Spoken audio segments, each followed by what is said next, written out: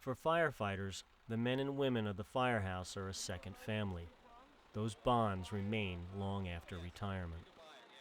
The thing that struck me was about maybe 15 or 20 off-duty guys pull up, and they're all piling into this van and into this pickup truck, and they're all going back and forth to the site. And these guys are, some of them are 60 years old, and they got their gear on, they got their old leather helmets, and they're all bent up, and they got their, they just want to get in there and 132 truck lost all their men that day, so they wanted to go and find their men, even though they probably didn't know any of those men personally. It was their company, and it was still their company 20 years after they retired. And you never forget.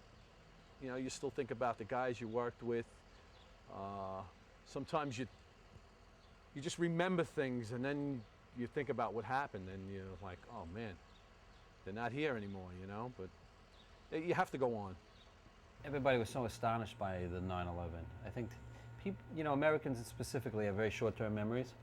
So I think this just goes buried back into the psyche. And if you're affected by it, obviously you're going to live with the scars for a long time.